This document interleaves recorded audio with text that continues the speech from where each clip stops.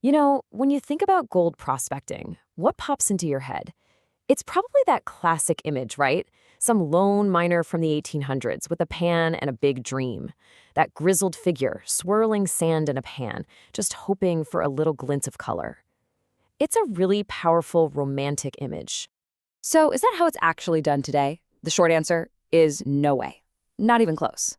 I mean, the spirit of the hunt is still there, for sure.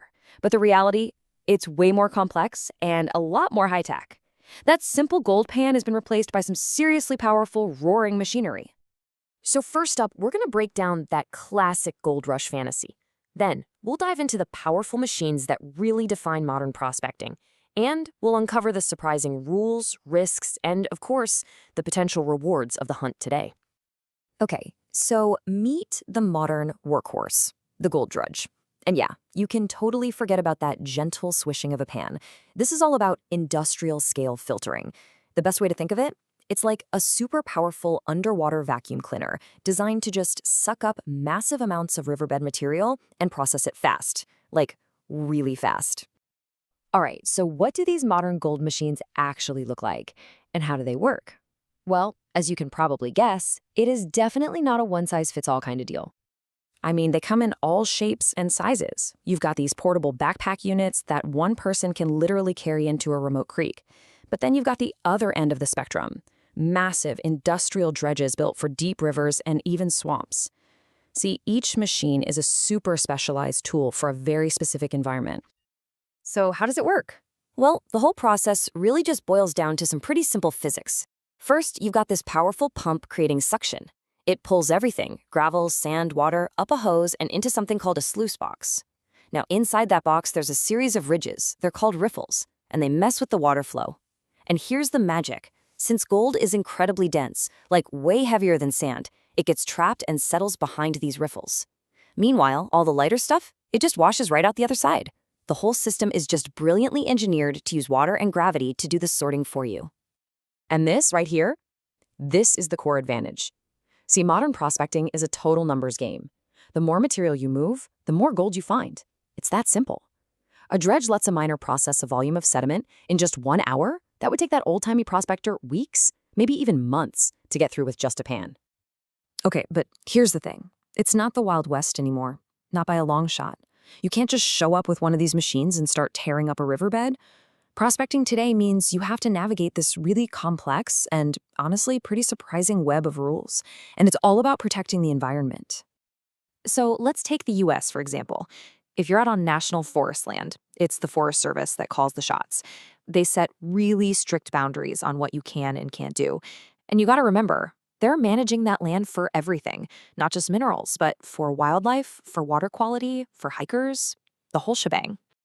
And when I say specific, I mean incredibly specific. We're talking rules for the exact time of year you can even be in the water, all to protect spawning fish. There are limits on the size of your suction hose, even the horsepower of your engine. The big takeaway here is that this is a highly regulated activity. Something like digging into the stream bank, absolutely forbidden. That's a huge no-no to prevent erosion. And it gets even more serious. If what you're planning goes beyond just a casual recreational setup, well, the rules get even tougher. Any operation that's likely to cause what they call a significant disturbance means you have to file a formal plan of operations for approval. So yeah, this can quickly go from a weekend hobby to a full-blown, bureaucratically approved operation before you're even allowed to turn on your engine.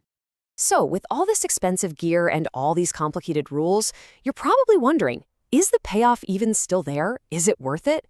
Well, let's take a look at the reward that keeps people chasing that dream. Okay, so the core motivation is, of course, the price of gold, and it's strong. Projections for 2025 put the value of what's called placer gold, that's the little flakes and nuggets you find in rivers, at around $62 a gram. That consistent, high value, that's a really powerful lure. But let's be real. The ultimate dream isn't finding dust. It's about finding that one life-changing nugget. And get this, the biggest one ever found, called the Welcome Stranger, had a mind-blowing 2,284 troy ounces of gold. That's over 156 pounds, in a single chunk. And here's a really key insight from a modern YouTuber and prospector named Pioneer Pauly. He points out that a nugget's value isn't just about its weight. a 5-gram nugget is going to be worth way more than 5 grams of gold dust. Why? Because it's rare. It's in one piece. Its unique shape, its quality, all of that commands a huge premium from collectors. So when you put it all together, the tech, the rules, the money, it really paints a whole new and much more realistic picture of the person who's out there hunting for gold today.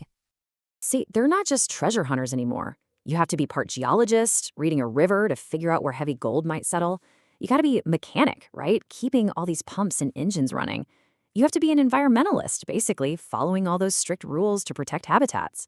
And yes, sometimes you even have to be a bit of a bureaucrat, just to handle all the permits and plans. So, back to the big question. In 2025, is the hunt for gold still worth the gamble? Well, it's a calculated risk for sure.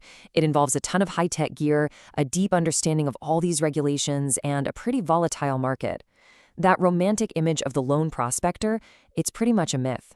It's been replaced by a reality that's a whole lot more challenging. But you know what? Also a lot more fascinating.